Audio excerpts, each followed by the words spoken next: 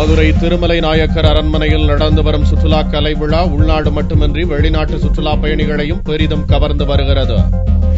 பருவகால வாராந்திர சுற்றுலா கலை விழா திருமலை நாயக்கர் அரண்மனையில் 29ஆம் தேதி வரை நடைபெறுகிறது.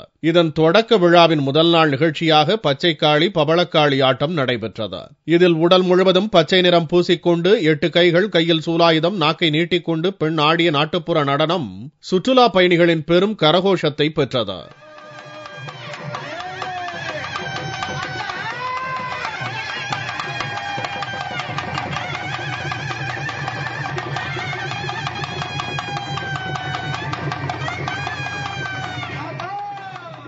இதைத் தொடர்ந்து கோவில் திருவிழாக்களில் இடம்பெறும் கருப்பசாமி ஆட்டம் நடந்தது.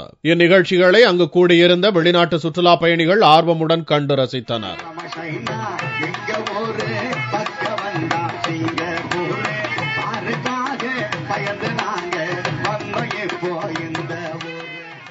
நாட்டுப்புற பாடலுக்கான நடனம் நடந்து கொண்டிருந்த போது அதை பார்த்துக் கொண்டிருந்த வெளிநாட்டு பெண் சுற்றுலா பயணி நாட்டுப்புற பாடலின் ஈர்ப்பால் மேடை அருகே தானும் பரவசத்துடன் ஆடினார். மற்ற சுற்றுலா பயணிகளின் விருப்பத்திற்கு ஏற்ப மேடையில் ஏறி நாட்டுப்புற கலைஞர்களுக்கு இணையாக ஆடி மகிழ்ந்தார்.